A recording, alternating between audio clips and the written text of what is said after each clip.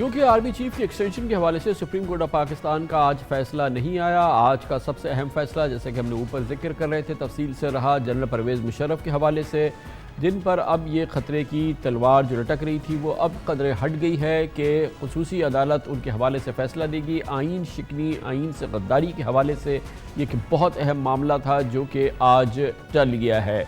हर लिहाज से इसके सियासी असरात भी हैं। पाकिस्तान की तारीख़ में पहली बार किसी आर्मी चीफ पर आइन से गद्दारी या आइन शिकनी का इल्ज़ाम लगा था। बाकायदा फ़र्द जुर्म आयद हुई थी, मुकदमा भी चला था, उसका फ़ैसला आना था। लेकिन आज इस्लामाबाद हाई कोर्ट ने, जैसा कि मैंने आपको बताया, उस हवाले से बहुत ही तफसीली एतराज़ात लगाए हैं और इस फ़ैसले को रोक दिया है।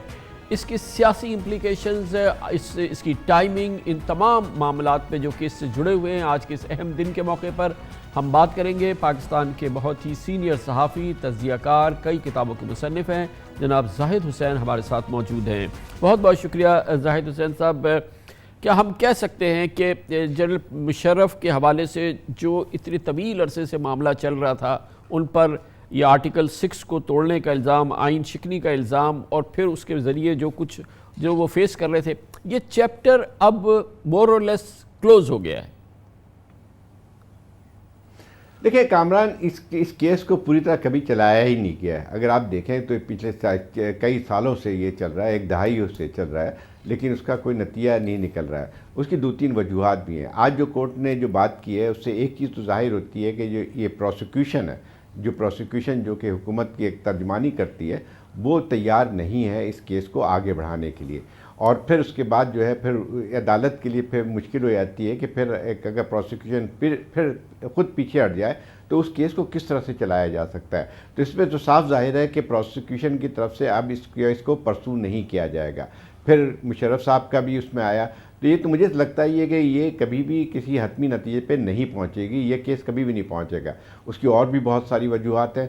एक अगर उसको हुकूमत परसू नहीं करती है तो फिर अदालत कुछ भी नहीं कर अच्छा, सकती है। इसकी ये इम्प्लीकेशंस भी हैं। पहले तो इसकी ये इम्प्लीकेशंस भी हैं कि बहरहाल जनरल परवेज़ मुशर्रफ तन्हा नहीं थे। जनरल परवेज़ मुशर्रफ की एक पूरी टीम थी, फिर उनके मावनीन थे, फिर उसमें दूसरा मिलिट्री स्ट्रक्चर था, उस वक्त का सिविल स्ट्रक्चर था। तो फ़ौज को भी और शायद इंसाफ के तकाजे भी पूरे ना हो उस लिहाज से कि तन्हा उनको इसका मुलजिम या मुजरिम गर्दाना जाए और दूसरे फरीक़ैन जो हैं वो साफ निकल जाएं।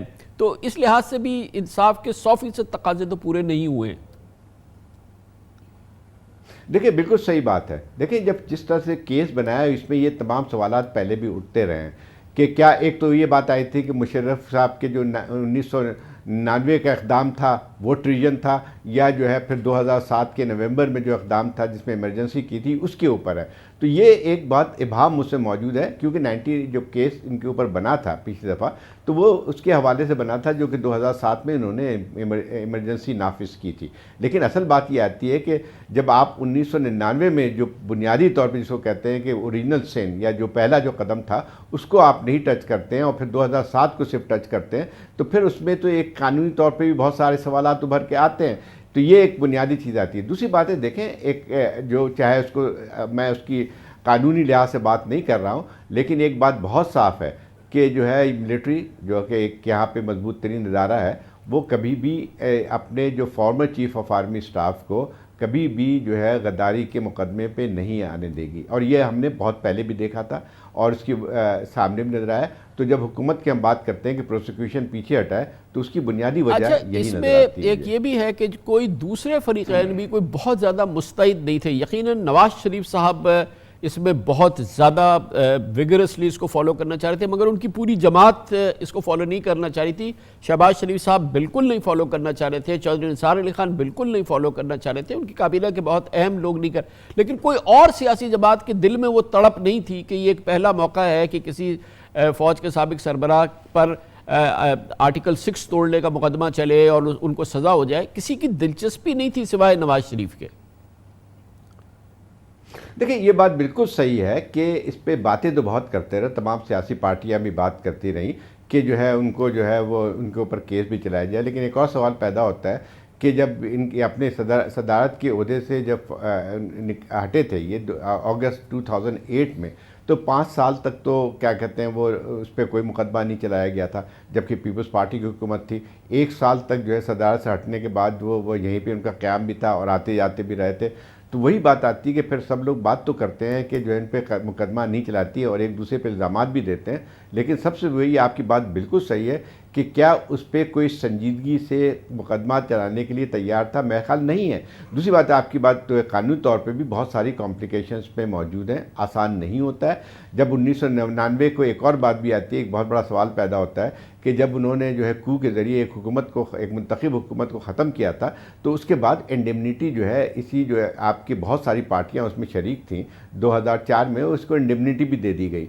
तो अब वही सारा सवाल पैदा होता है कि जब आप इतने सारी चीज़ें हो चुकी होती हैं, उसके तहत फिर उस पार्लियामेंट में आप बैठे भी होते हैं, तो फिर ये कि उस केस को परसू करना मेरे ख्याल इतना आसान नहीं होता है। और मैं ये आपकी बात बिल्कुल सही है कि सही तौर पे देखा जाए कि ठीक है, कुछ बयानबाजी की हद तक तो सभी कहते हैं कि उन पर मुकदमा चलाया जाए, लेकिन क्या सियासी पार्टियाँ वाकई जो हैं इसमें एक लिहाज से संजीदा है? वो नहीं है। उसकी वजूहत आपने ख़ुद बता दी कि उसकी वजूहत भी हैं, और उसकी सबसे बुनियादी वजह यही नज़र आती है कि देखें, ये एक लिहाज से एक इंस्टीट्यूशन का मामला भी बन के आता है। मिलिट्री उनका कहना ये होता है कि भाई कि जो एक हमारा आर्मी का चीफ था, उसको अगर आप गद्दारी की उसमें करेंगे तो उसके मुज़म्मरात क्या होंगे।